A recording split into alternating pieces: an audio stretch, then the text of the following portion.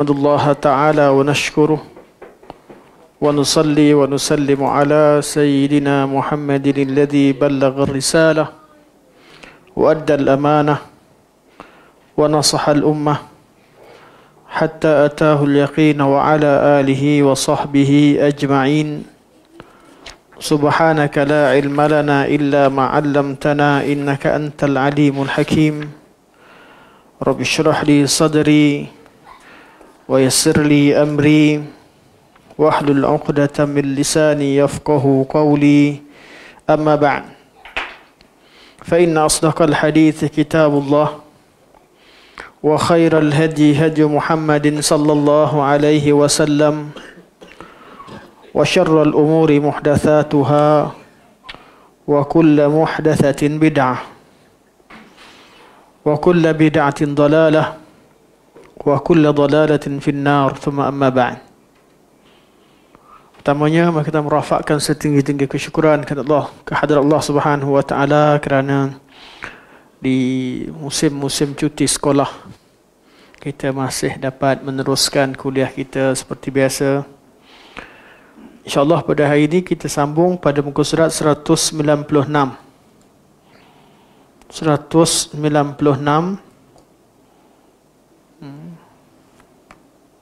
menyambung perbincangan kita tentang kalam Al-Imam Abu Ja'far At-Tahawi rahimahullah dan syarahnya oleh Al-Imam Ibn Abil Izz rahimahullah. Qala Syekh Al-Imam Abu Ja'far At-Tahawi wa nattabi'u sunnata wal jama'ah wa najtanibu syudhuda wal khilafa wal furqah. Dan kami mengikuti as-sunnah dan al-jamaah, dan kami menjauhi asyuzuz wal khilaf wal furqah, sesuatu yang syaz atau kumpulan atau pemikiran yang syaz, yang pelik, wal khilaf, dan yang berbeza, wal furqah, syaz, berbeza, wal furqah, dan berpecah daripada as-sunnah wal jamaah. Qala sallallahu alaihi wasallam, Nabi sallallahu alaihi wasallam bersabda. Ini kalam al-Imam Ibn Abil Izz rahimahullah. InsyaAllah hadis ini hadis terakhir, atau ada dua hadis, kemudian kita terus masuk pada matan yang baru insyaAllah.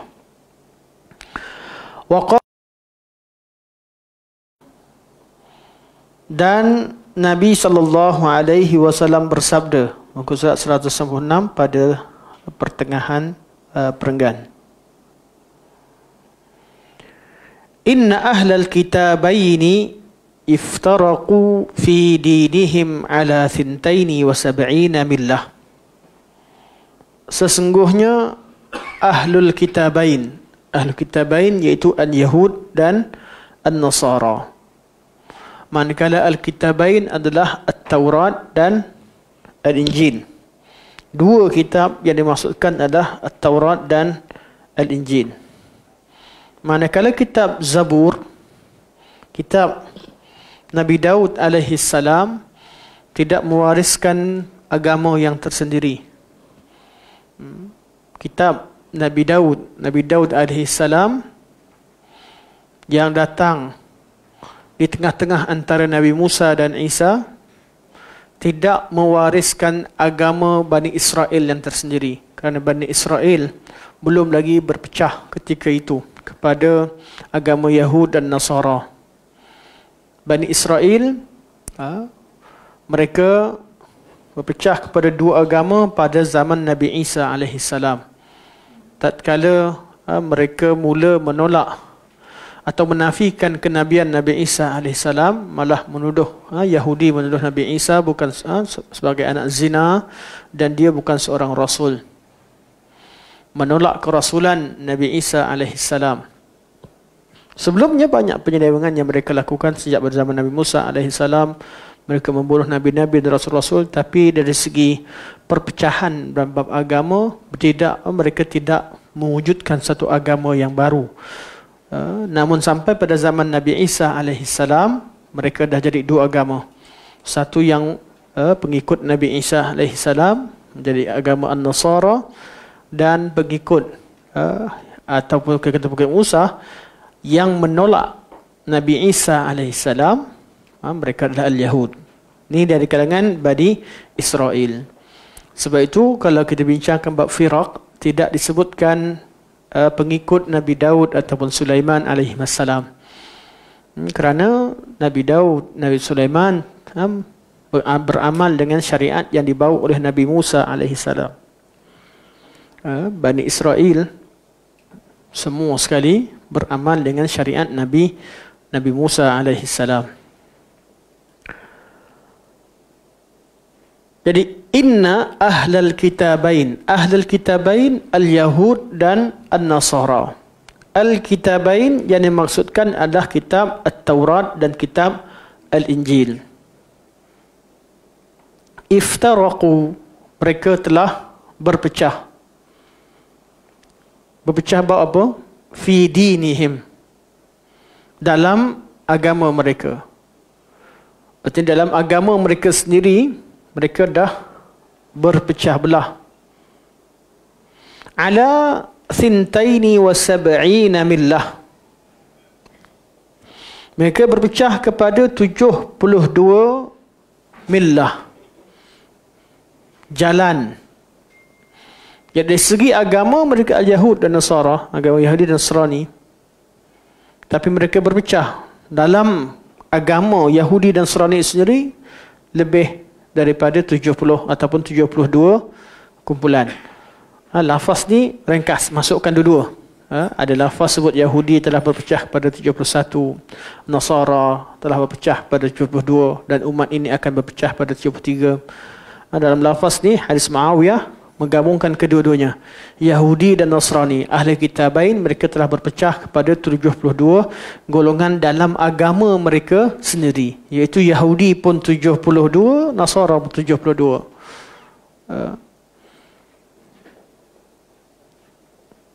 Sebab itulah, barakallahu fiik. Jazakallahu khair. Akramakumullah, barakallahu fiik. Bilangan, adakah bilangan 71, 72 dikehendaki dan sebagainya, berlaku khilaf. Tapi yang jelas, yang disepakati, berlakunya perpecahan di kalangan mereka dengan jumlah yang sangat ramai. Jadi iftaraqu, Nabi menggunakan fi'il madhi, dan ini dalam semua lafaz. Ketika bercerita tentang kaum Yahudi dan Nasrani, Nabi sebutkan dengan lafaz fi'il madhi, iaitu dah berlaku. Itu pada zaman Nabi SAW, mereka dah berpecah kepada 72 golongan.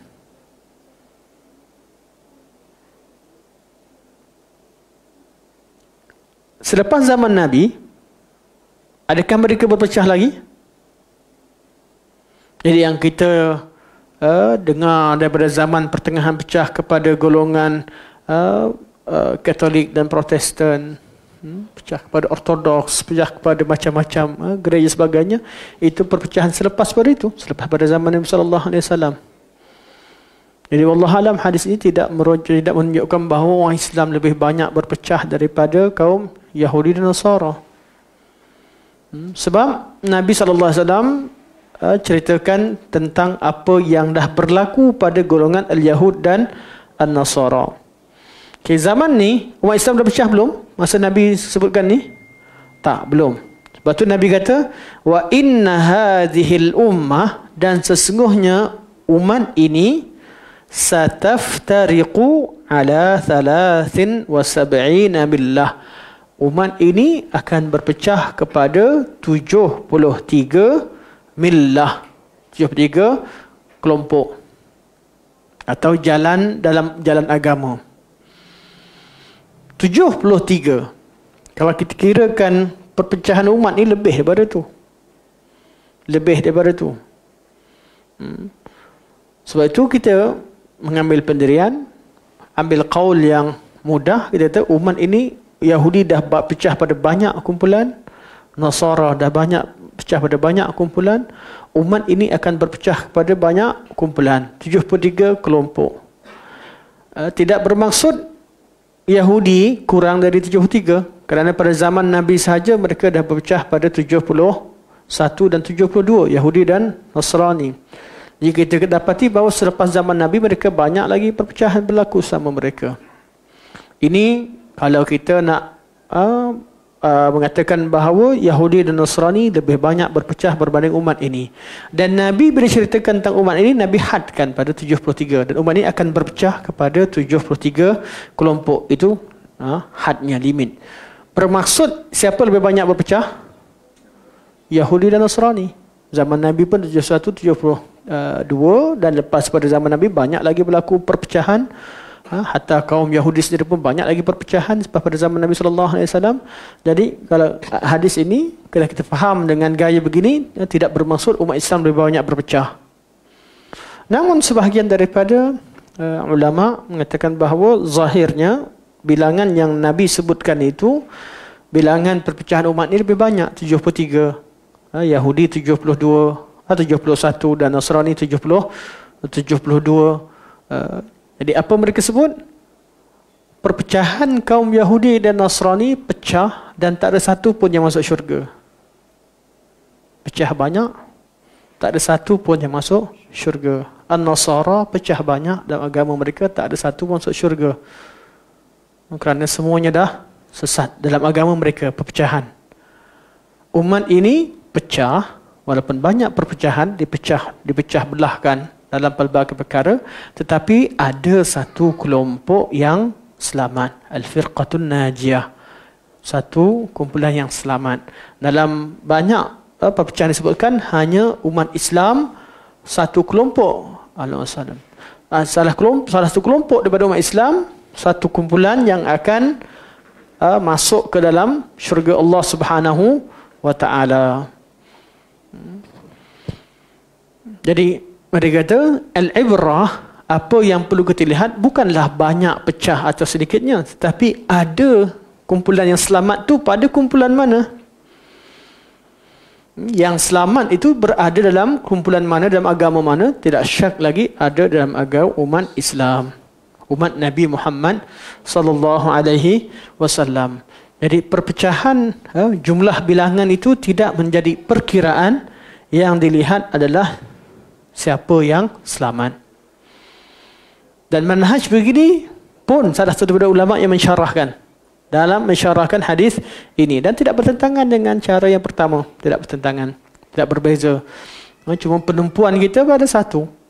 Nabi SAW selepasnya Nabi sebut, Nabi beri pesanan suruh kira jumlah yang ramai ni ke, Nabi suruh berpegang teguh pada yang satu, pegang teguh pada yang satu, dan Nabi terangkan sifat-sifat golongan yang satu.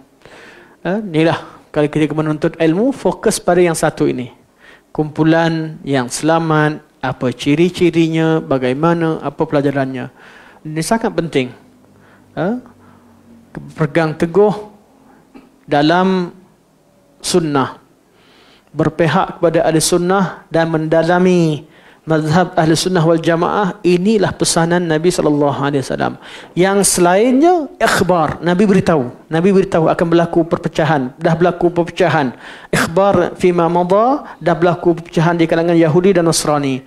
Pada zaman Nabi kata akan berlaku perpecahan. Zaman kita dah pecah dah banyak kelompok.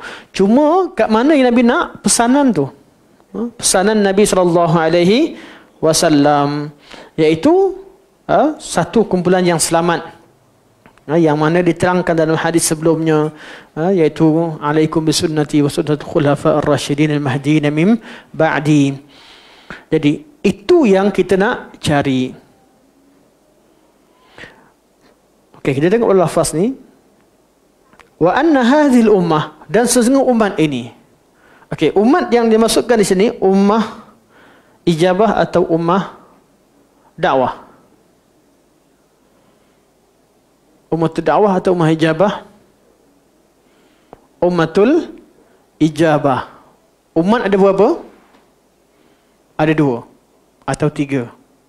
Dua atau tiga. Menurut kaedah pembahagian ulama.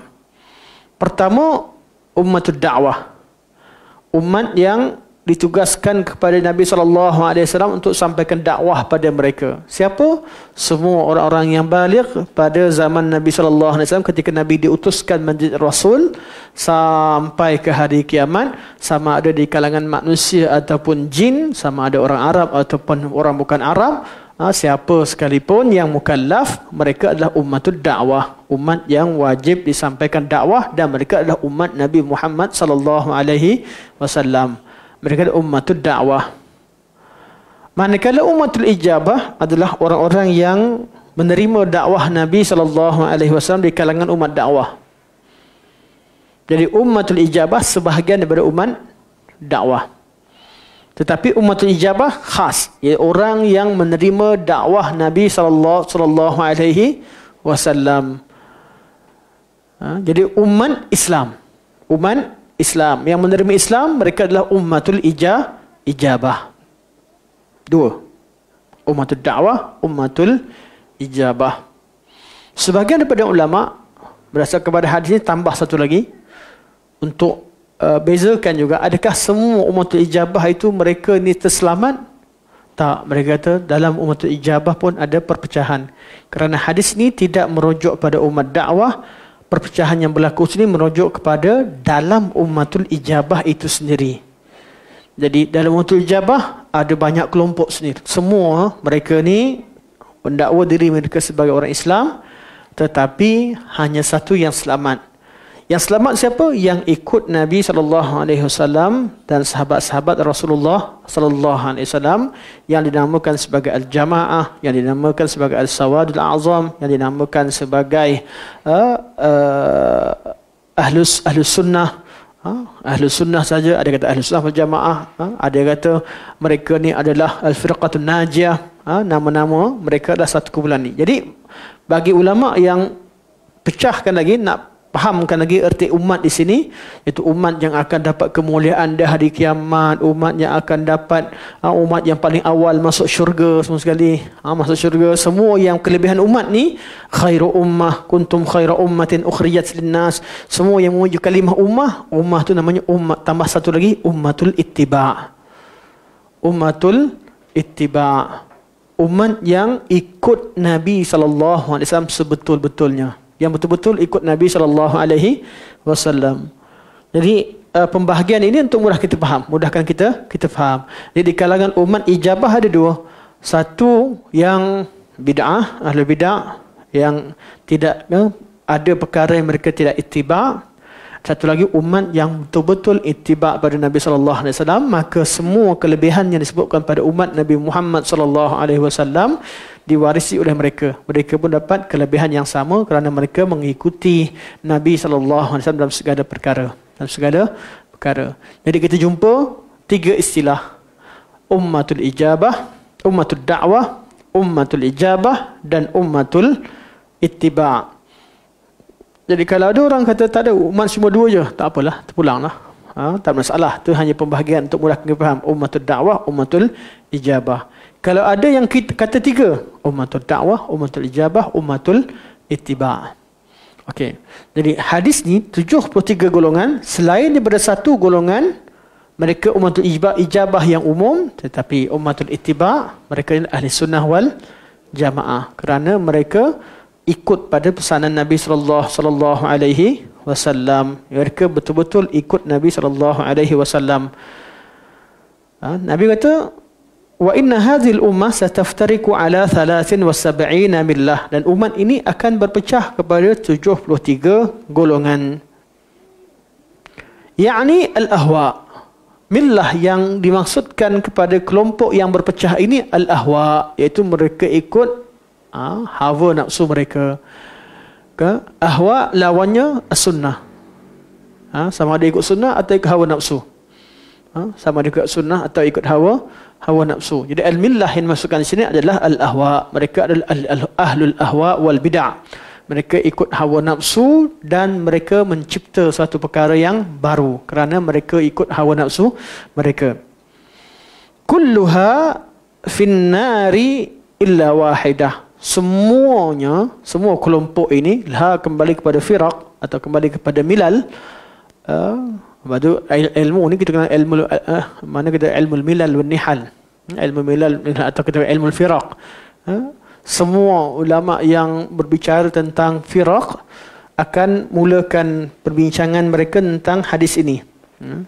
Antum boleh rujuklah sama ada kitab Syekh San'ani atau Imam Ibn Taymiyah atau Al-Baghdadi atau Imam Abu Hasan Al-Asy'ari dan sebagainya akan membincangkan tentang hadis ini, perpecahan di kalangan umat.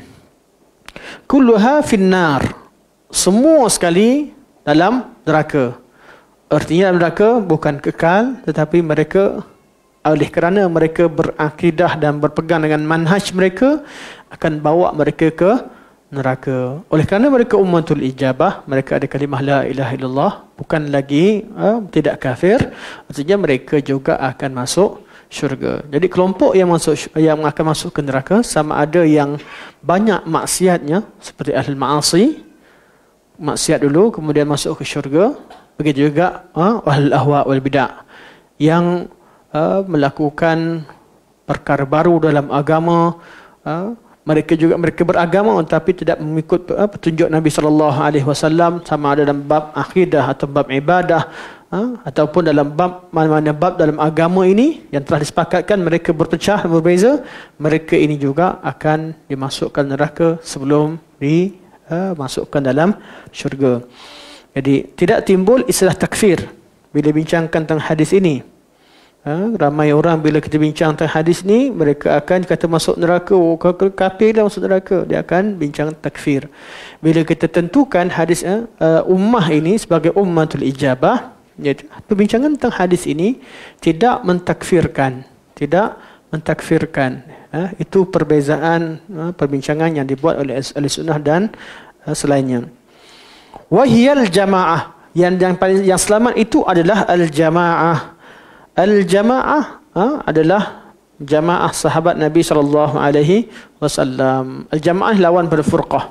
Furqah ni al-jamaah orang yang kelompok yang ikut Nabi sallallahu alaihi wasallam berbeza daripada kelompok al-furqah yang memisahkan diri daripada kelompok sahabat Nabi sallallahu alaihi wasallam.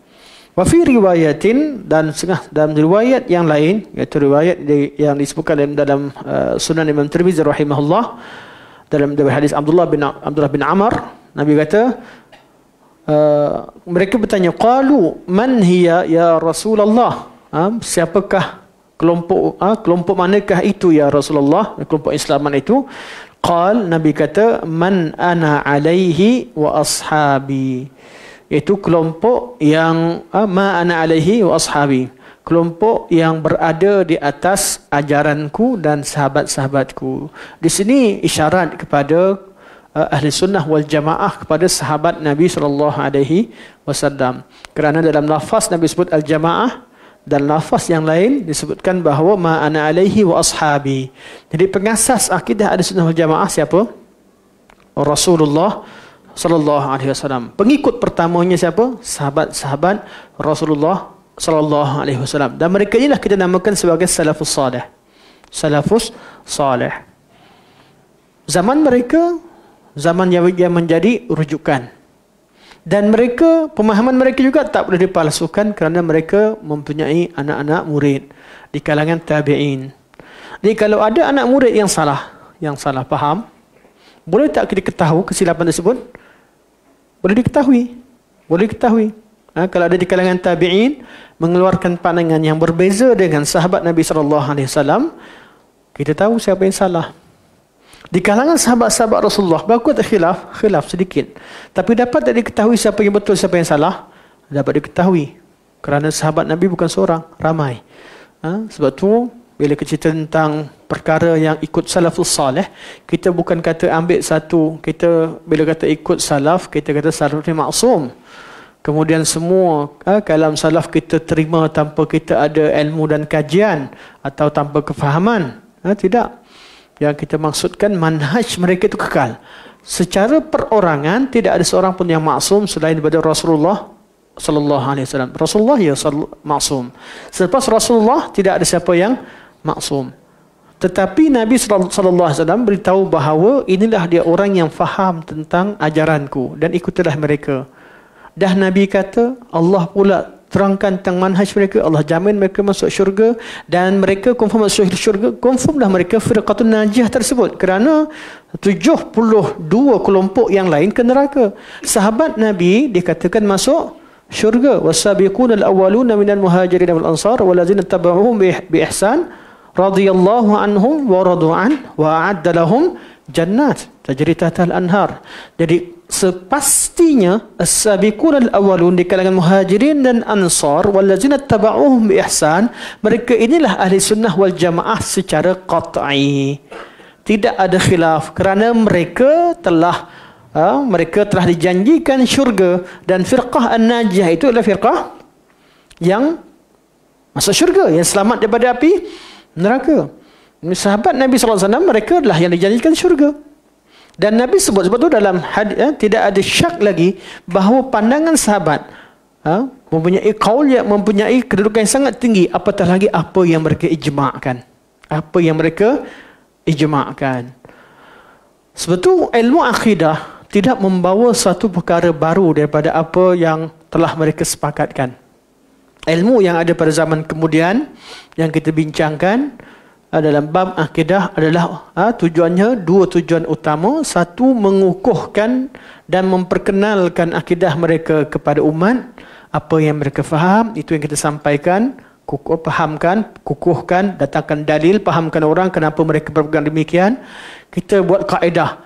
Kaedah itu bukanlah satu perkara yang kita pegang yang sampai kita kata tak boleh pisah. Kaedah itu boleh berbeza-beza.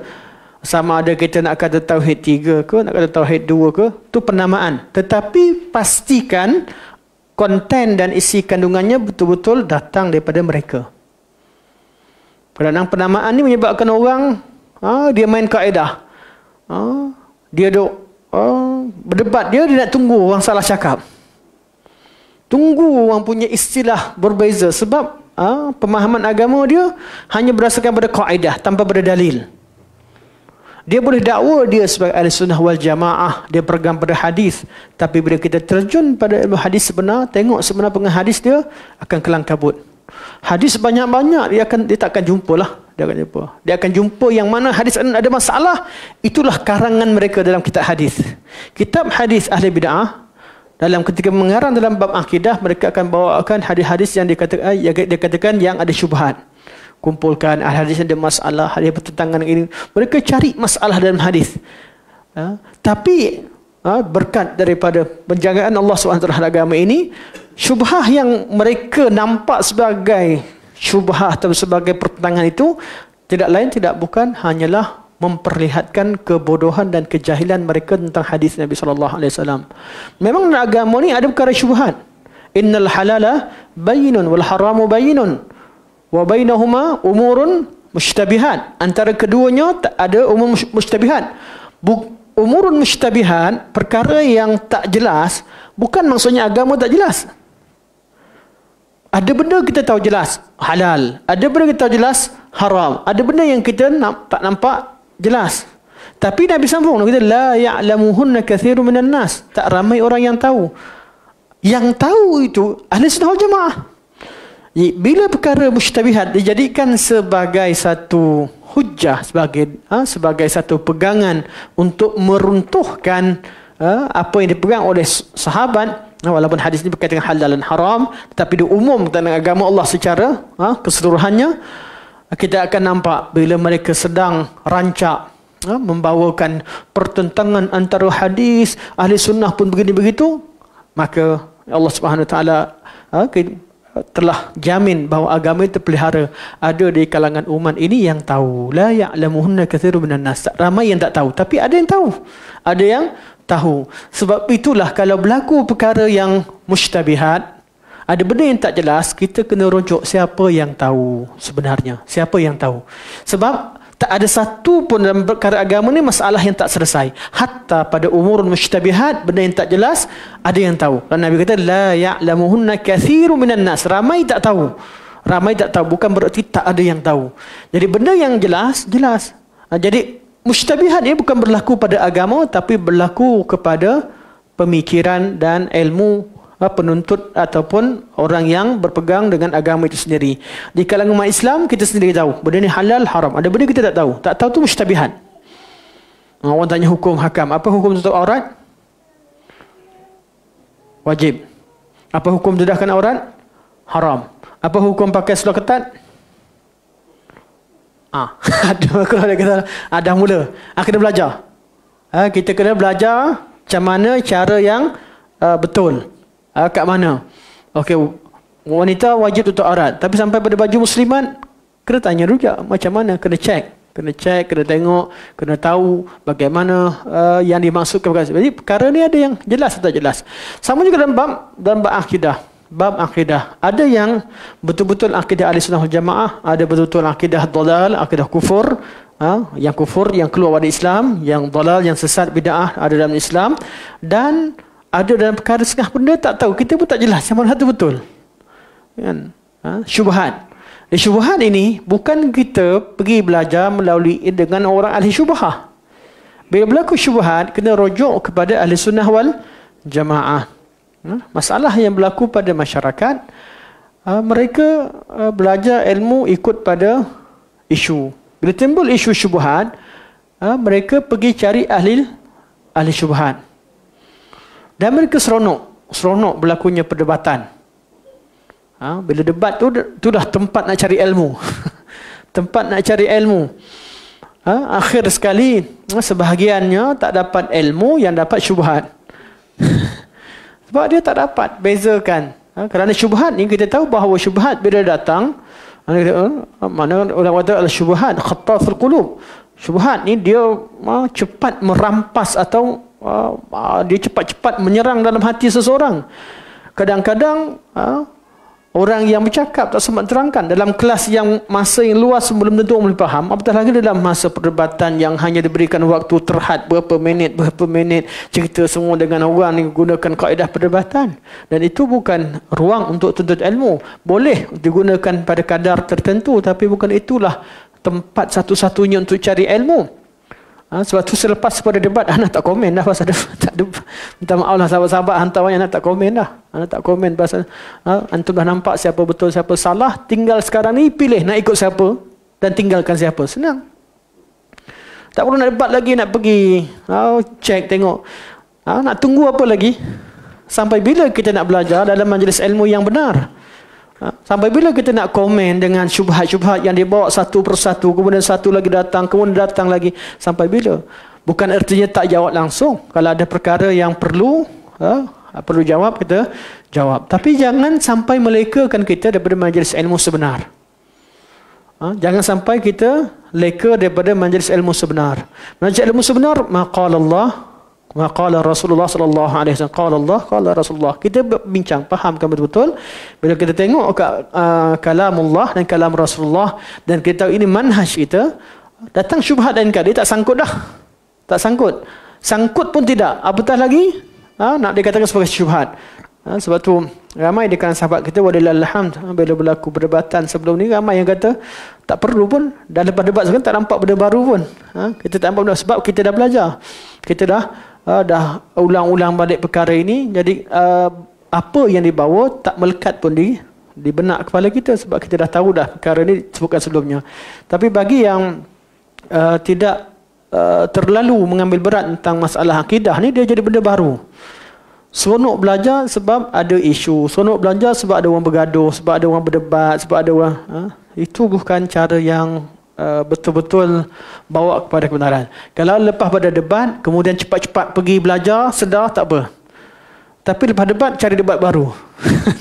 Ada orang dia habis satu perdebatan, dia tengah tunggu lagi, debat apa lagi lepas ni. Masa debat je ramai orang. Masa majlis ilmu yang nak cerita betul-betul tentang satu perkara, tak ramai. Dan itu jadi masalah. Apatah lagi majlis ilmu yang kena hafal, kena tasmik lagi tak? Lagi ya, kan? Isu hadis 40 semua bincang. Suruh tasmik hadis 40. Kita buat kelas setiap minggu, kita bawa 5 hadis kita tasmik. Hadis 40. 8 minggu kita jumpa, selesai hadis 40. Boleh?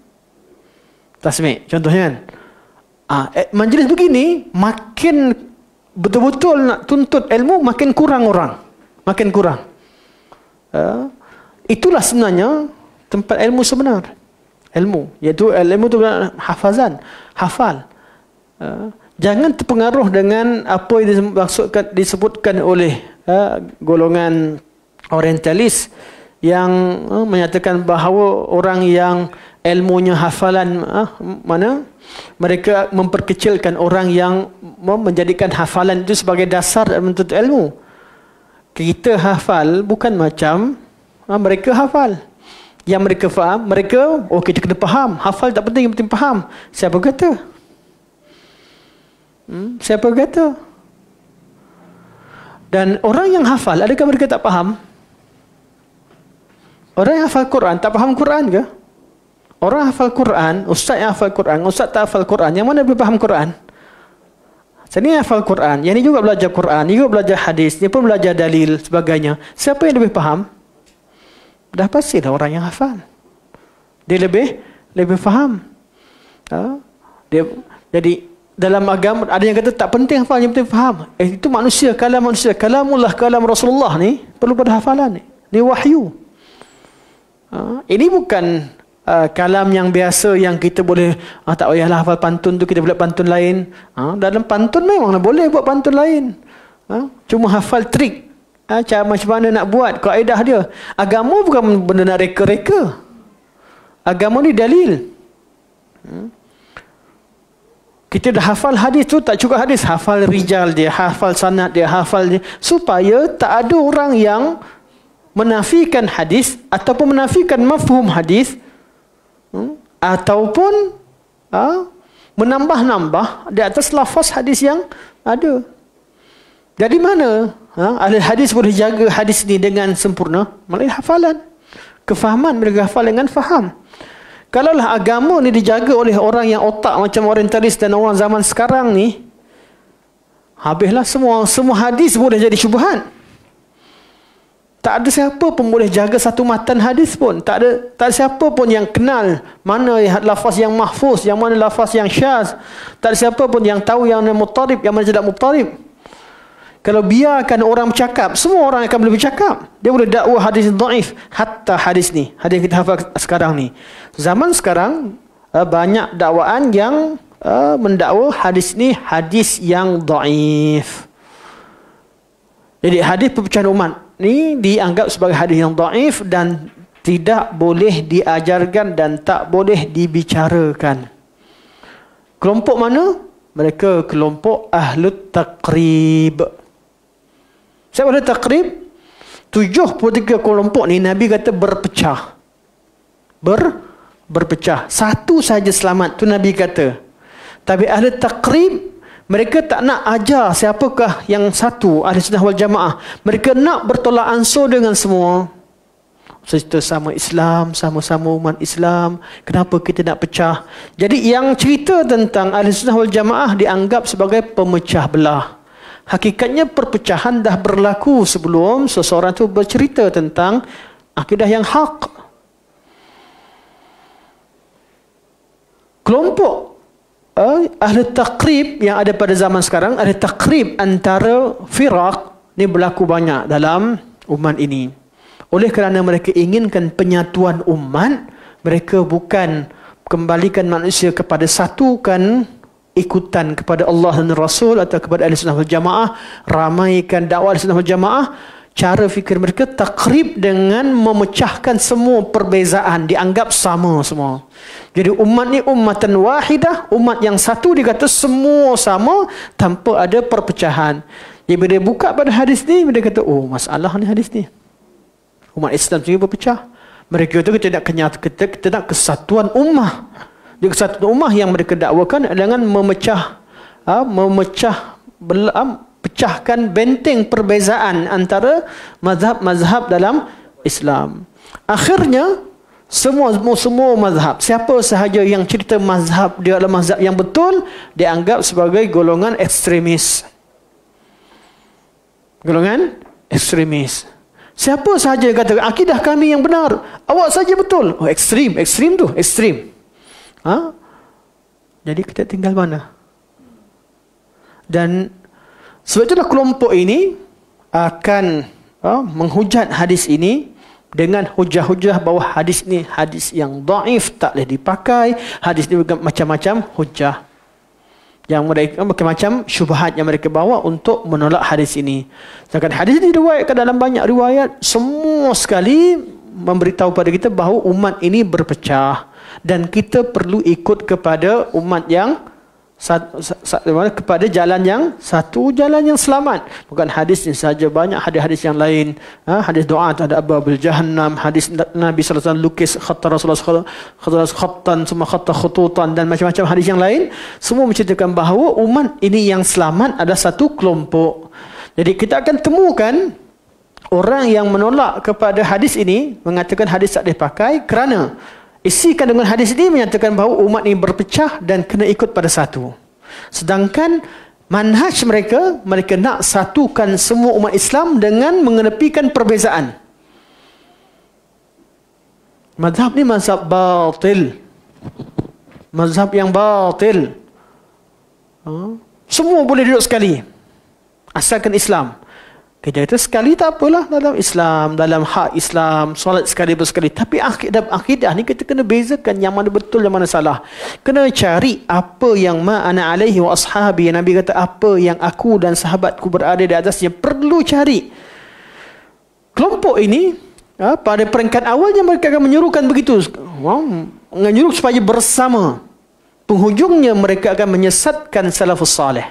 Dan ini yang berlaku. Peringkat awal, pecahkan perbezaan. Duduk sekali. Boleh terima. Akhir sekali mereka kata, kamilah ahli sunnah wal jamaah. Kamilah ahli sunnah wal jamaah. Oh, salaf tak semua betul. Salaf ini begini. Salaf, mereka akan mencungkil kelemahan kemanusiaan yang ada pada salafus salih. Sama ada sabit tak sabit, cerita nombor dua. Tapi mereka akan cari kesalahan salafus salih. Mereka akan mengatakan bahawa dunia ini ilmu berkembang, tidak berada takut yang lama, dan mereka mula melakukan qiyas terhadap ilmu yang lain. Kelompok ahli takrib ada dua. Satu, ahli takrib antara mazahib, antara firaq. Dulu ada takrib antara Syiah dengan sunnah. Berlaku ahli takrib. Kemudian ada yang ahli takrib untuk mendekatkan antara berlaku antara berpecah belah. Berlaku takrib antara Asy'ariyah dan Al-Maturidiyah. Yang sampai sekarang banyak. Sebelumnya pecah, bergaduh. Berlakunya ahli takrib antara Asy'ariyah, Al-Maturidiyah dan Fudala Hanabilah. Dia masukkan Fudala, nak keluarkan Hanabilah yang menisbatkan sifat dan sebagainya, dan macam-macam. Jadi kita kata nama ni, penamaan kita kekalkan seperti asal. Nama yang Nabi letakkan. Ma ana alaihi wa ashabi. Apa yang aku dan sahabatku berada di atasnya. Untuk penamaan, siapa kelompok ini dan itu, kita boleh bincang. Letakkan itu pada ilmiah. Tapi hakikatnya kelompok tersebut adalah kembali kepada sifat yang Nabi sebut. Mereka adalah al-jamaah. Mereka adalah ma ana alaihi wa ashabi, orang yang ikut ajaran Nabi dan sahabat Nabi SAW. Jadi nak tak nak, akidah Ahlussunnah wal Jamaah, hujah mereka terletak pada hadis Nabi SAW dan athar daripada sahabat-sahabat Nabi SAW. Kalau ini kita tak pertahankan, habis agama ni. Sebab tu saya tak akan layan. Saya ramai yang ajak, ramailah yang mesej secara personal nak adakan pertemuan, nak adakan perdebatan daripada awal dulu. Tahun kita pada tahun 2019, 2020, sahabat-sahabat, hatta di kalangan antum ada yang mesej macam mana kita nak aturkan pertemuan begini. Kita tak perlu. Bukan kita takut dengan hujah, tidak. Tetapi kita tak nak manhaj yang berasaskan dalil itu begitu murah. Apabila kita tersilap di pentas, akhirnya disalahkan agama ini, disalahkan manhaj ini, tersilap, terlupa di pentas. Akhir sekali dijadikan agama ini atau manhaj ini sebagai pertaruhan. Kita manusia, kadang-kadang berlaku kesilapan, kadang-kadang salah sebut, kadang-kadang tak cukup masa, dan macam-macam sebab. Manhaj ini manhaj yang jelas. Perlu kepada proses pembelajaran, perlu kepada istidlal, perlu pada dalil, perlu pada istidlal. Dan istidlal kita dengan Al-Quran dan As-Sunnah dengan athar sahabat. Kita tak hafal semua hadis, tak hafal semua athar. Setiap bab perlu kepada perbincangan, perlu kepada ilmu, perlu kepada hujjah. Tengok pada aqwal salaf salih. Sebab itulah tidak semestinya penyelesaian dengan cara perdebatan, tidak. Walaupun anda tidak menolak dan jujurnya anda sendiri sokong adanya perdebatan pada setengah pada tajuk khas seperti yang dibuat baru ni, tetapi dengan kadarnya. Dengan kadarnya. Sebab tu kalau ramai yang tag Anas lepas tu komen pun komen-komen begitu saja untuk menyatakan siapa betul, siapa salah, kita kena ikut siapa yang jahil, siapa yang ada ilmu. Cukup tahu. Tak perlu lagi nak bawa balik. Kita dah tahu orang tu tak faham apa semua sekali. Buat apa pergi kaul dibincang lagi, buang masa. Buang masa. Sekarang ni perkukuhkan, tahu apa yang perlu kita belajar. Takkanlah ahli sunnah wal jamaah dah mengaku ahli sunnah tak percaya lagi Allah istiwa atas arasy. Masalah yang paling basic sekali dalam akidah ini. Tak payah mengaku ahli sunnah kalau tak percaya Allah istiwa di atas arasy. Dari mana dapat? Dalam Al-Quran sebut, dalam hadis sebut, dalam salafus salih sebut, ijma'. Dah ada belajar. Takkan tak faham lagi buat macam tu. Sampai bila? Nak buat perbandingan sampai mati. Buat perbandingan tak tahu akidah yang asas. Akidah Allah SWT istiwa atas arasy, apa yang Quran sebut. Dan itulah yang boleh menyelamatkan kita daripada batiniyah. Bila tak ada tempat, atau tempat kat mana-mana, itulah batiniyah masuk. Tak boleh siapa nafikan bahawa semua kumpulan-kumpulan yang ada yang sesat batin asal daripada ilmu kalam. Sebab tu saya tak fokus pada mana-mana mazhab. Orang kata Ustaz nak masukkan Asy'ariyah ke madhab. Saya tak fokus. Saya tahu di kalangan mereka ada orang yang jujur, orang yang baik, orang alim dalam bidang-bidang tertentu sebagainya. Kita akur dalam perkara ini dan kita masih mengiktiraf mereka sebagai ahli sunnah yang umum bersama dengan kita. Tetapi ilmu kalamlah yang merosakkan mereka. Merosakkan sebahagian daripada pandangan mereka. Ia salah pada alat yang digunakan itu sendiri. Tiba-tiba Sihab puji. Tuan-tuan, kalau tuan-tuan tengok pada yang ikut Sihab, bukan orang biasa. Sebahagian mereka pelajar agama, hafal Al-Quranul Karim. Bukan sebab mereka belajar dengan manhaj yang sama. Apa yang menyebabkan Ibn Arabi jadi batiniyah dan sesat? Apa puncanya? Ilmu kalam. Adakah sifat itu zaidah ala zat, atau sifat ala zat itu sendiri? Perbincangan ini yang menyebabkan mereka pergi kepada jadi batiniyah. Tuhan sampai tak jumpa Tuhan, tak tahu Tuhan di mana, ada kata di mana-mana. Kalau kita ikut Quran, senang. Allah istiwa di atas arasy dan Allah mentadbir semua dunia ini daripada arasy-Nya. Allah kata thumma stawa 'ala al-'arsy.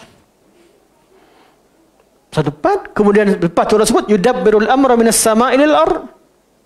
Allah mentadbir urusan daripada atas ke bawah, atas ke bumi, daripada langit ke bumi. Apa susah faham? Semua yang ada di bumi bawah pentadbiran Allah. Allah di mana? Allah di atas arasy. Kalaulah benda masalah yang paling basic begini, tak boleh nak beriman, tak payah mengaku sebagai ahli sunnah wal jamaah yang bermanhaj dengan manhaj salafus salih. Inilah yang membezakan antara manhaj salafus salih dengan manhaj yang lain. Bukan cerita tentang bid'ah yang umum begini-begitu. Tidak, ini masalah utama. Timbul di kalangan orang yang ikut salafus salih, jadikan ini masalah yang paling furu'. Tak ada apa-apa.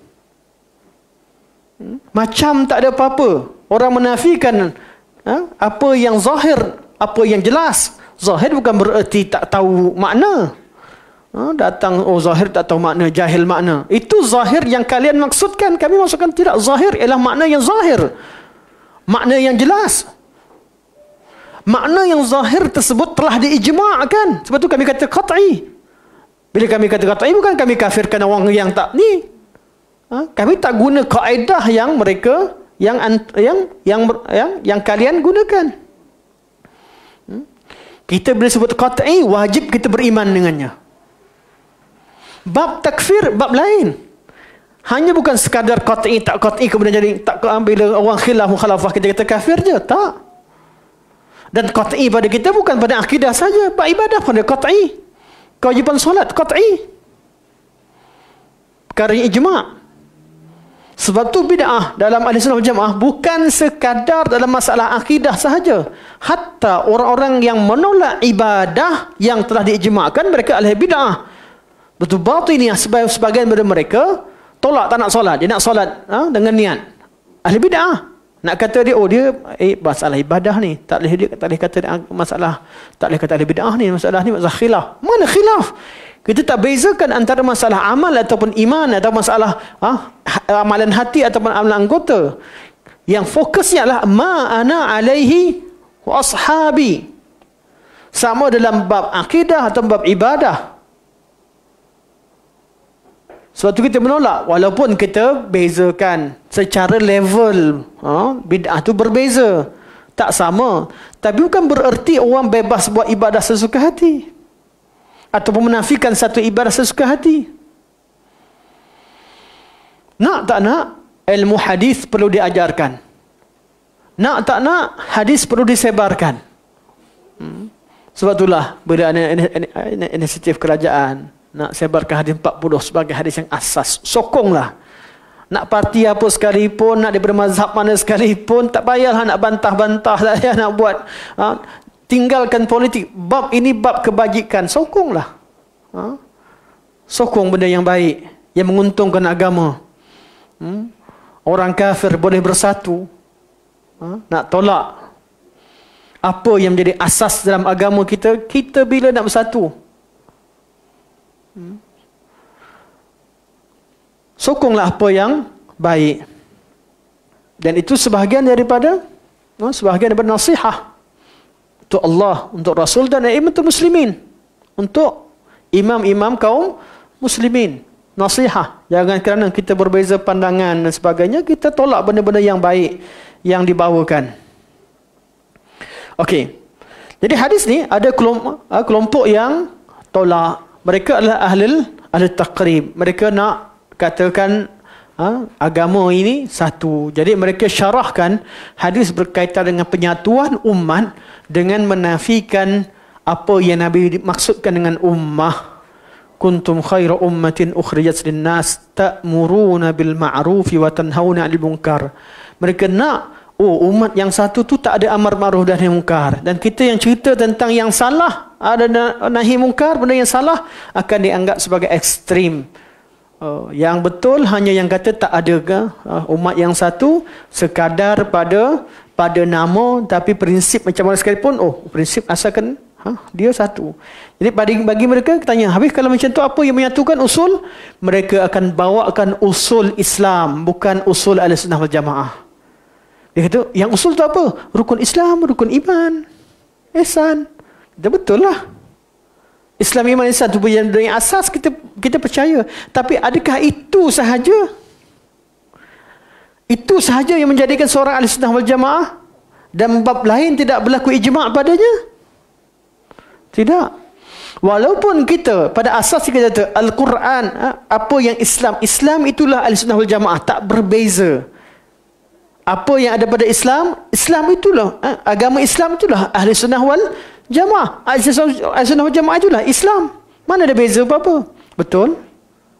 Tetapi dari segi pengistilahan, selepas berlakunya perpecahan umat kepada 73 golongan pada zaman kita dan zaman sebelum kita, selepas daripada Nabi SAW, perlu dibezakan. Usul ahli sunnah wal jamaah bukan usul yang dikatakan mengeluarkan seseorang dari Islam. Kita bukan mentakfirkan orang yang kita kata bukan ahli sunnah wal jamaah. Mereka masih ada dalam kelompok Islam, berada dalam umat Islam, tetapi mereka bukan ahli sunnah wal jamaah kerana mereka melakukan bid'ah dalam bab-bab yang dalam bab-bab yang telah disepakati oleh salafus salih. Tapi perkara tersebut dan kesilapan mereka kita tak hukumkan kepada kekufuran atau tak hukumkan sebagai kafir. Ada juga di kalangan umat ini yang memang dah kafir, yang memang usul mereka keluar daripada usul Islam. Mereka itu kita katakan betul, itu bincang seterusnya, siapa yang terkeluar pada Islam, usul yang memang terkeluar pada Islam, yang tolak Al-Quran, tolak hadis, yang tolak ajaran Islam, yang tolak ibadah, mereka bukan usul Islam. Tapi nak hukumkan pada personal, kena cek pada satu persatu, kena belajar dalam bab takfir. Apakah stesen yang perlu kita lalui pada satu bab sebelum kita hukumkan pada personal. Dan siapa masuk kita tu, kita yang masukkan tu bukanlah kita ni, maksudnya di kalangan ulama ummah. Siapa ulama ummah yang mempunyai kata-kata mereka boleh memutuskan urusan? Adakah ummah ni yang mengajar kat masjid dan surau ataupun kat kuliah Baitul Salam mana-mana? Tak. Dia kembalikan kepada pemerintah. Kita hanya boleh beramal sendiri. Kita faham sendiri. Tapi yang memutuskan keputusan sebenar adalah pemerintah. Dia tak mudah dalam bab takfir. Tak mudah. Memang ada yang takfir. Adanya takfir dalam akidah Ahlussunnah wal Jamaah, tapi tidak mudah. Jadi kita fokus ke mana? Fokus kepada akidah Ahlussunnah wal Jamaah itu sendiri. Jadi ahli takrib ada dua. Satu, ahli takrib yang cuba menyatukan antara kumpulan yang Nabi kata berpecah sesama umat ini. Ahli takrib yang lebih lagi, yang liberal lebih lagi, cuba mentakribkan antara umat ini dengan agama lain. Dia bukan sakat sesama umat Islam ni nak kata ni, dia nak pecah pula. Kita dengan agama lain tak sama. Ada yang hadkan kepada kaum Yahudi, Nasrani dan Islam dengan dakwaan agama Ibrahimiyah. Kembalikan kepada milah Ibrahim. Ibrahim kan daripada anak-anaknya, daripada Ismail dan Ishaq, daripada Ishaq keluar agama Yahudi dan Nasara. Islam ini agama daripada Nabi Ismail, jadi milah Ibrahim. Mereka ni ajaran sesat. Liberalnya mereka, takrib yang mereka bawakan bukan sekadar di kalangan ahli furqah atau ahli firaq yang ada di Islam, mereka dah masukkan orang-orang yang kafir di kalangan ahli kitab. Ahli kitab itu kafir tak kafir? Kafir. Tapi dia percaya Allah ada. Ahli kitab percaya tak Allah ada? Percaya. Mereka percaya ke alam ni diciptakan selain Allah? Tak. Mereka percaya tak pada malaikat? Percaya. Mereka percaya tak bahawa wujudnya Rasul? Percaya. Mereka paling dakwa diri mereka ada banyak Rasul. Mereka percaya tak kepada kitab? Mereka dah percaya. Kitab Taurat, Injil yang mereka banggakan. Kitab Zabur. Mereka percaya tak pada hari kiamat? Percaya. Banyak riwayat berkaitan jumpa Nabi. Percaya tak pada qada qadar? Percaya. Macam mana pula? Ya, ada perkara yang mereka lakukan yang menyebabkan mereka ditakfirkan, dikeluarkan daripada daerah Islam. Bukan usul macam tu saja. Dalam Islam ni ada benda yang menyebabkan mereka, perubahan yang mereka buat dalam agama mereka sehingga mereka jadi kafir sejak pada awal lagi. Kerana mereka menolak Nabi SAW, menolak Al-Quranul Karim. Mereka menolak beberapa perkara pada hari kiamat. Mereka menolak, mereka mengubah isi kandungan dan peristiwa berkaitan hari kiamat. Mereka hanya masuk neraka 40 hari. Buat syirik macam mana sekalipun dan macam-macam. Perubahan dan bid'ah yang mereka lakukan dalam agama mereka menyebabkan mereka menjadi kafir. Inilah maksud Syekh Muhammad Wahab tentang orang-orang yang tidak mengkafirkan orang yang telah dikafirkan oleh Allah dan Rasul. Kemudian ada orang sekarang pergi bawa kalam Muhammad Wahab, pergi kata Muhammad Wahab kafirkan umat. Dia berkata umat ini. Muhammad Wahab declare yang beliau maksudkan dengan orang yang beliau kafirkan adalah orang yang telah dikafirkan oleh Allah dan Rasul. Kita wajib kafirkan.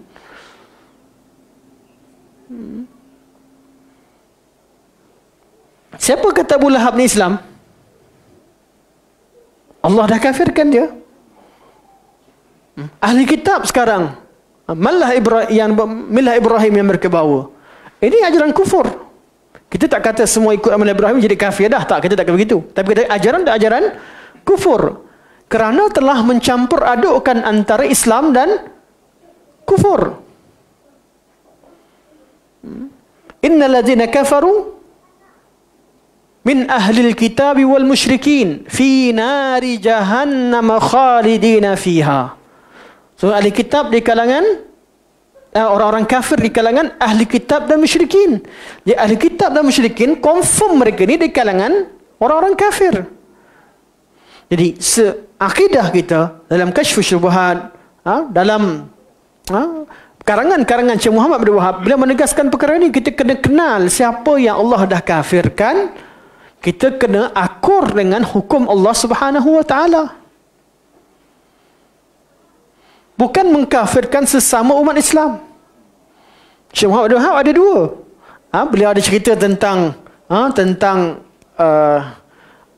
orang Islam yang melakukan bid'ah. Beliau juga menentang khurafat dan menentang perkara yang kekufuran, yang bawa ke kekufuran. Tak faham manhaj Syekh. Jadi sekarang ni ada pula jadi hero. Tapi kita layan, buat apa? Takkan nak jadi hero, lepas tu kita dah panggil debat lagi, nak settlekan lagi. Betul, buat masalah baru lagi, buat hero lagi, panggil debat lagi, bawa lagi syubhat baru. Tak, ya, buang ni orang macam ni. Tak perlu ikuti, tak perlu hiraukan, kerana tidak ada nilai. Apa yang dibicara tak ada nilai. Sisi Ahli Sunnah wal Jamaah tak ada nilai. Jadi kelompok kedua mentakribkan antara Islam dan kekufuran. Malah sampai kepada golongan batiniyah, mereka batiniyah adalah kufur, tidak syak. Orang yang terlibat batiniyah taklah kita hukumkannya tu. Pakcik-pakcik pergi ikut ahli hakikat, ahli tarikat marifat hakikat. Waktu pakcik-pakcik tak faham apa pun. Sebab tu kita tidak jatuhkan pada mereka. Mereka ikut, tapi mereka tengah, macam mana dia kata dia sebagai ahli batiniyah, ahli hakikat sebagainya, tapi dia sembahyang. Jadi mereka ni hanya ikut pada pemikiran tertentu.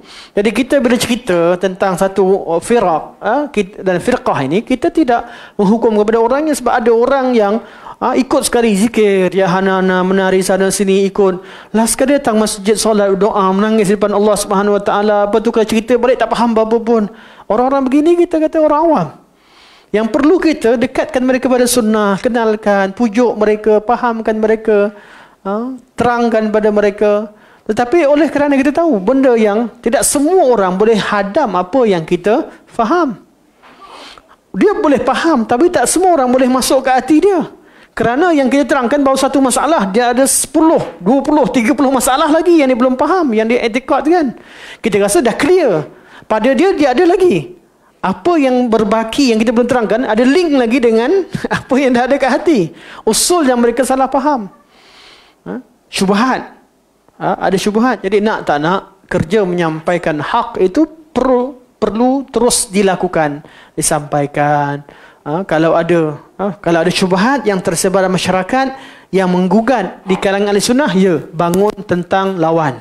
Tetapi kalau syubhat-syubhat yang terbuku dalam buku-buku dan kita tak payahlah bongkar. Bukan kita tak pernah baca buku kitab Al-Fusus Ibn Arabi yang kita bukan tak tahu, tapi kalau benda tu tak tersebar, tak sebagainya di kalangan masyarakat, tak perlu. Tak ada iktiraf dan sebagainya, tak perlu bongkarkan. Tapi kalau ada keperluan, boleh. Ada keperluan dan memang ada pihak yang cuba menyebarkan, betul, bagus, perlu ada orang yang menentang. Tapi bila orang menentang, bila kita seronok dengan menentang batiniyah, jangan sampai ambil semua orang masuk ahli sunnah. Macam mana kita seronok lawan dengan golongan musyabbihah, mujassimah pada satu ketika dahulu, semangat lawan musyabbihah sampai orang tersangkut dengan ahli kalam, dengan golongan mu'attilah. Seronok sangat lawan dengan mu'attilah sampai pergi ambil golongan musyabbihah. Seronok lawan dengan khawarij sampai bawa masuk murji'ah sekali. Seronok lawan murji'ah sampai bawa khawarij. Ahli sunnah ada pagarnya. dalam keadaan kita sama dengan Khawarij dalam mengatakan bahawa iman itu adalah apa yang i'tiqad oleh hati, ikrar dengan lisan, dan juga apa yang diamalkan oleh al-arkan atau anggota badan kita. Kita berbeza sama dengan Khawarij kat sini, tapi kita bukan Khawarij. Kita berbeza dalam bab mentakfirkan. Beza. Sebab tu jangan belajar ahli sunnah separuh-separuh. Belajar tahu yang mana betul. Ni dah sunnah ni. Ahli bid'ah. Kemudian tak tahu bab takfir ni ahli sunnah. Ada pagar sempadannya. Kita tak sama Khawarij. Khawarij tahu tentang kebenaran, wala kepada kebenaran, benci kepada kekufuran, tetapi sampai mentakfirkan dalam bab perkara-perkara dosa-dosa besar. Kita tak. Kita ada dalam keadaan kita sama dengan mereka dalam bab ta'rif iman, tetapi kita tak masukkan mereka di kalangan ahli sunnah wal jamaah. Ta'rif iman sama, dalam mentakhirkan iman sama, tapi dalam bab mengeluarkan orang dari iman kita tak sama. Pada ketika kita berlawan dengan Khawarij, kita bawakan hadis-hadis raja, hadis-hadis pengampunan, hadis-hadis sama macam Murji'ah bawa. Tapi kita tak terpengaruh sehingga kita bawa Murji'ah masuk sekali dalam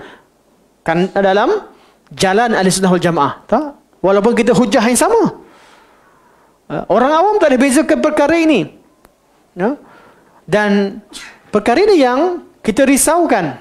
Ketika berlakunya isu-isu, yang semangat ikut kadang-kadang pergi melampau ke sana, yang pergi sana melampau ke sini.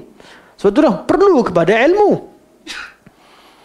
Ya? Memanglah dalam bab Qadariyah, kita ambil hujah Jabariyah lawan Qadariyah. Sebahagian hujah Qadariyah lawan dengan Jabariyah. Ketika lawan Jabariyah, kita ambil hujah Qadariyah. Dan mereka ada hak pada kadar tertentu. Tapi ahli sunnah bukan hanyut ikut mereka berdua. Kelompok ahli sunnah ada stand yang tersendiri. Sekarang ni ada orang yang lawan Batiniyah. Semangat lawan Batiniyah, bawa dia sekali masuk satu saf dengan ahli sunnah wal jamaah. Dah janji keliru siapa? Tak tahu siapa ahli sunnah. Anda tidak berbeza dalam bab lawan dengan Batiniyah, kerjasama betul. Tapi perlu tahu, nak masukkan dalam saf ahli sunnah wal jamaah atau nak mengatakan siapa ahli sunnah wal jamaah, perlu jelas kita ada pendirian yang tersendiri ketika melawan dengan Batiniyah. Dan semua bab, dalam semua bab. Kita nak lawan golongan etis. Banyak orang pergi ambil hujah-hujah, hatta di kalangan pendeta-pendeta Nasrani mengisbatkan kewujudan Allah Subhanahu wa taala gunakan ilmu sains. Kita guna tak? Guna sesuai keadaan. Tapi kita tak jadikan pendeta sebagai orang Islam. Kita ada stand sendiri Islam. Walaupun kita lawan dengan golongan etis dan kita guna hujah, sebahagian daripada pendeta ataupun ulama Nasara lawan dengan etis. Sama juga ketika lawan dengan Nasrani, kesesatan mereka, kita tak ambil hujah golongan reformis yang melawan dengan gereja sepenuhnya untuk lawan dengan kesesatan gereja. Kita ambil hujah mereka, kesesatan, apa yang mereka tulis tentang kesesatan yang berlaku dalam gereja ketika itu. Tapi kita tak jadikan mereka sebagai rujukan. Kita ada stand yang tersendiri. Kalaulah begitu, main isu, nanti lepas ni orang lawan lagi kesesatan yang mana? Nampak dia lawannya dia betul. Belum lagi. Kelompok awak ya betul. Selalu perkataan dia keluar. Kalau macam tu awak ialah betul. Bukan awak-awak. Bukan kelompok awak dan kelompok suci dan sebagainya. Kita nak ajak bawa pegang kepada manhaj yang betul. Manhaj tu kat mana? Al-Quran dan hadis. Jangan lepaskan diri kita daripada berhujah dengan Al-Quran dan hadis mengikut fahaman salafus salih. Kalau terkeluar daripada salafus salih, mengakuilah terkeluar. Saya ikut salafus salih, tapi nak buat macam mana? Dalam bab politik ni kita terpaksa gunakan demokrasi. Tak apalah. Terpaksa. Bukan kata siapa yang tolak kita terpaksa gunakan kerana dah dia begini, terpaksa guna. Ya betul, semua orang kata terpaksa. Kita mengambil darurat yang kita mengambil darurat yang lebih ringan. Tinggalkan politik, tinggalkan semua sekali. Lagi teruk, jadi ambil yang ringan. Tak apa. Tapi kalau sampai kepada nak cerita pasal apa, sampai kata inilah Islam, Islam sendiri adalah demokrasi adalah Islam, sampai tahap begitu, kita pun tak terima. perlu ada tengah-tengah. Yang takfir, yang keluarkan orang yang mengkafirkan kerajaan, kafirkan polis, kafirkan orang-orang yang pegang perlembagaan, itu golongan yang melampau Khawarij, yang menerima sistem dan perundangan yang bukan Islam sebagai Islam juga, itu satu perkara yang melampau. Kita perlu ada pada pendirian yang jelas. Kita berpijak di atas pendirian yang mana.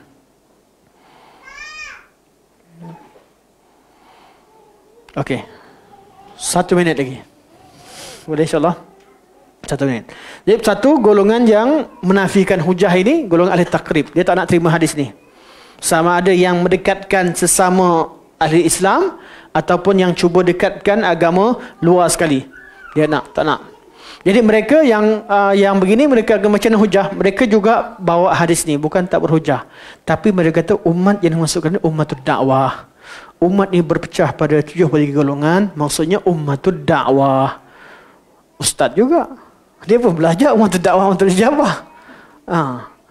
Kita belajar nak ikut siapa? Ustaz tu kata ummatud dakwah, ustaz tu kata ummatul ijabah. Jadi kata 73 golongan ini perpecahan berlaku di kalangan umat manusia ini. Umat Islam satu je. Sebab dia nak kata umat Islam semua sama. Kita tak dengar, betul juga Ustaz tak pernah dengar macam ni, benda baru ni. Ini hujan Salafi tak pernah dengar ni. Tidak. Kita kena tahu. Umat yang dimasukkan di sini ummah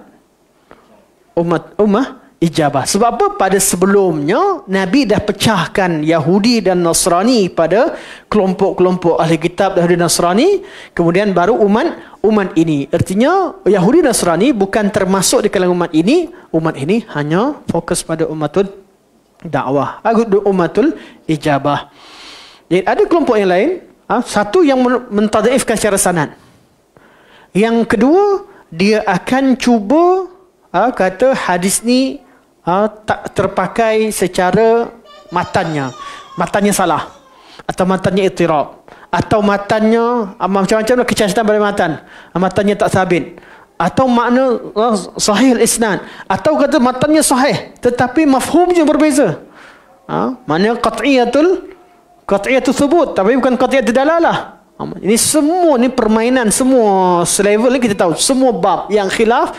Pihak yang tolak dia akan cuba tolak sanad, tak nampak sanad, tak tolak habis, dia kata berlakunya ittirab, tak tolak habis, semua habis, dah habis sebab bab sanad, dia akan pergi pada matan ada masalah, habis pada matan dia kata ada banyak pandangan, tak boleh juga, dia akan kata matan ini pada part tertentu ada masalah, tak boleh juga, dia kata okey, ada khilaf. Adanya khilaf, dan mereka cuma nak kita terima khilaf.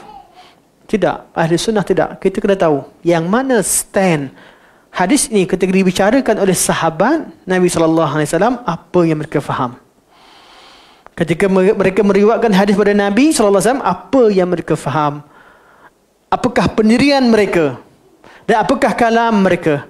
Berlaku atau tidak zaman salafus salih mereka mentakfirkan, ada orang dikafirkan? Oh, berlaku. Dan kita tahu pecahan yang berlaku di kalangan umat ini. Jadi hadis ni kita akan temukan semua kumpulan akan syarahkan hadis ini, tapi dengan cara syarahan yang berbeza-beza. Mana pada makna umat, pada makna iftiraq, pada makna kalimah al-jamaah, pada semua ni kita akan jumpakan perbezaan-perbezaan dengan kena jelas. Kita kena jelas apa yang disyarahkan oleh ulama Ahlussunnah wal Jamaah. Dan sudah pastinya apa mereka syarahkan dengan hujah. Okey, insya-Allah sampai sini. Ada soalan sebelum kita tutup?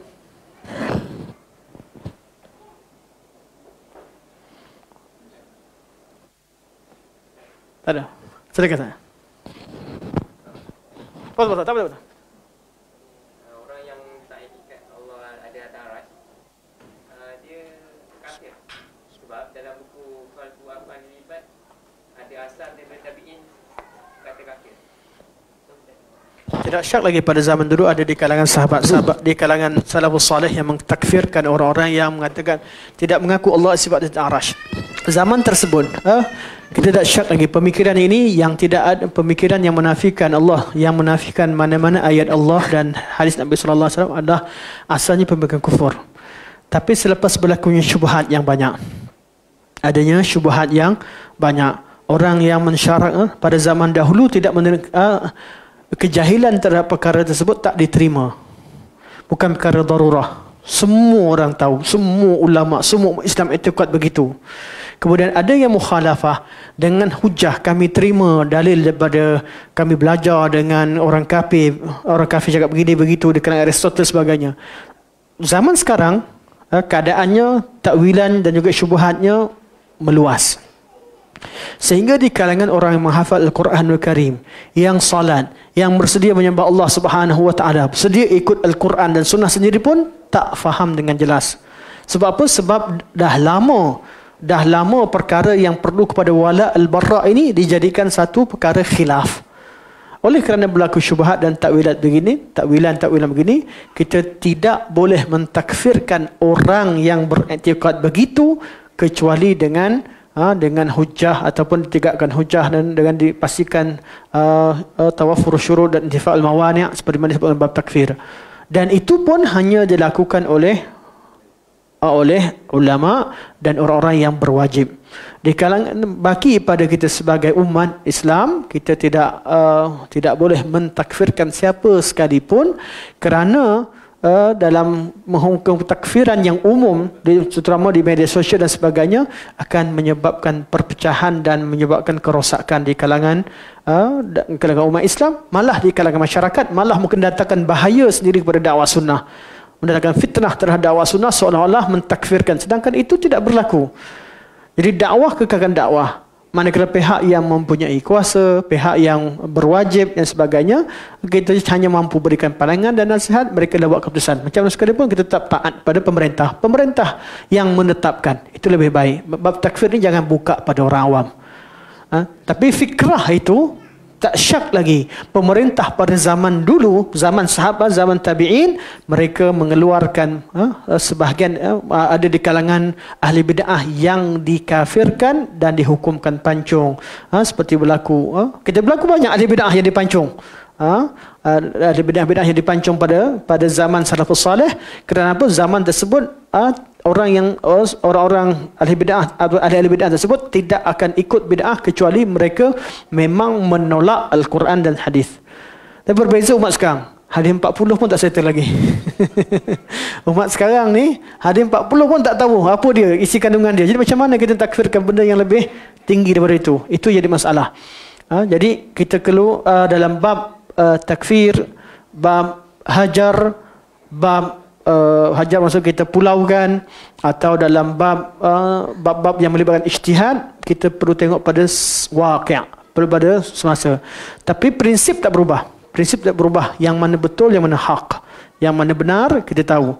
Tapi secara ijtihadnya, kita tahu, kita ambil pandangan salafus salih satu perkara sebagai satu manhaj, tetapi secara personal, peristiwa tertentu, hukum mereka kepada orang tertentu, kita jadikan itu sebagai satu panduan, tapi bukan kita tiru 100%. Kerana menukilkan fatwa berbeza daripada masa dan tempat fatwa itu dikeluarkan adalah satu kesilapan. Satu kesilapan. Ketika kita cerita tentang fatwa pada satu zaman, fatwa lah pada si fulan kafir, si fulan tidak. Fatwa itu bergantung kepada masa, bergantung pada tempat, bergantung kepada orang muayyan, orang tertentu. Sebab tu hukum mereka kita tahu pendirian mereka. Tetapi secara hukum itu kita tak boleh yang syekh fulan dan fulan hukumkan kepada fulan dan fulan, atau salafus salih hukumkan kepada fulan dan fulan, kemudian kita qiyas fatwa. Tidak ada qiyas berfatwa. Yang ada kita ambil fatwa sebagai panduan dan memahami cara mereka istidlal, kemudian kita sesuaikan dengan waqi'. Bab prinsip tak ada khilaf, bab manhaj tak ada khilaf, tetapi bab fatwa, dan itu dah berlaku masalah. Ramai orang yang ambil fatwa ahli bid'ah, kemudian siapa ahli bid'ah, siapa dah letakkan hukum bid'ah ni, mereka campakkan sesuka hati. ada yang sesama ahli sunnah, ada sesama kelompok dia, ada yang letakkan siapa saya tak ikut persatuan dia, ahli bid'ah. Siapa tak ikut syekh dia, ahli bid'ah. Siapa tak ikut ni, itu betul. Itu melampau. Itu melampau. Jadi kita terima manhaj, kita faham dan kita tahu fikrah mana betul salah dan sebagainya. Tapi dalam bab bertindak, berfatwa, kita ni ahli fatwa atau tidak? Oh, kita bukan ahlinya. Kita perlu kembalikan kepada ahlinya, dan untuk diri sendiri kita kena kaji betul. Untuk orang yang kenal kita kalau ikutkan sampai berkufur, tapi tetap kita husnuzan pada kadar tertentu bahawa mereka ni dipengaruhi oleh kejahilan, oleh takwilan dan juga kejahilan mereka terhadap agama ini. Jadi nak tak nak, dan itulah yang dipegang oleh ulama salafus salih ketika membicarakan tentang hatta pada golongan Mu'tazilah, hatta pada sebahagian daripada pengikut Jahmiyah, bukan Jahmiyah Safwan, mereka tetap menghukumkan mereka tidak kufur. Itu yang dipegang kebanyakan salafus salih. Fikrah ya kufur, fikrah Jahmiyah kufur.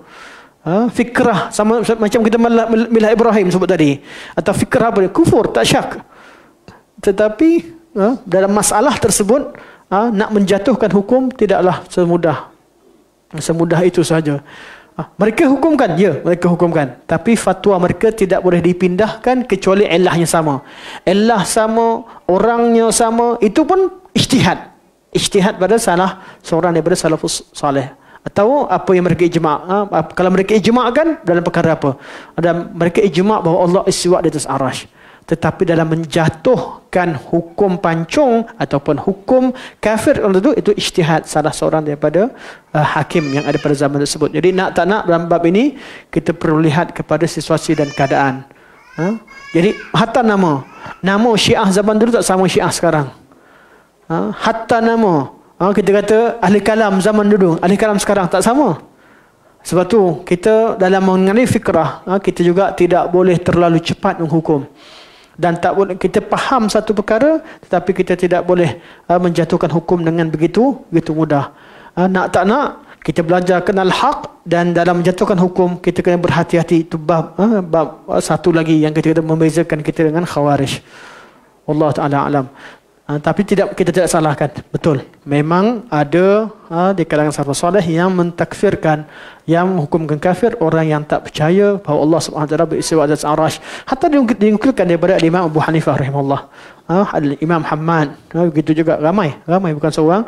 Tetapi zaman itu berbeza. Dan al-ma'lum min ad-din bid-darurah pada zaman dahulu berbeza dengan al-ma'lum min ad-din bid-darurah pada zaman sekarang.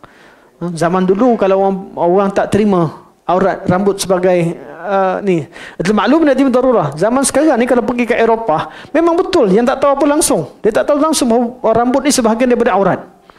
Wujud orang yang tak faham tu betul. Adakah kita takfirkan? Pada asalnya, ya, hukum aurat, tudung ni ataupun rambut ni satu perkara al-ma'lum nanti bidarurah. Tapi setengah keadaan pada ta'yin seorang tertentu memang tak pernah tahu tentang benda tu. Jadi kita perlu lebih berhati-hati dalam bab menjatuhkan hukum secara ta'yin atau secara muayyan pada orang-orang tertentu atau pada satu peristiwa tertentu. Sebab tu bila berlaku isu, jangan jatuhkan hukum. Isu tahu benar betul salah, sebab orang terlibat dengan isu tu macam-macam. Kalau kita kata kafir siapa yang menafikan Allah al-istiwa, masalah ramai tu. Satu negara mungkin yang ramai sangat orang yang takut. Fikrah begini tidak tepat. Cara pelaksanaan tidak tepat. Okay, sampai saja. Subhanakallah wa bihamdika asyhadu an la ilaha illa anta astaghfiruka wa atubu ilaik. Wa sallallahu ala sayyidina Muhammad wa ala alihi wa sahbihi wa baraka wa sallam. Walhamdulillahirabbil alamin. Wassalamualaikum warahmatullahi wabarakatuh.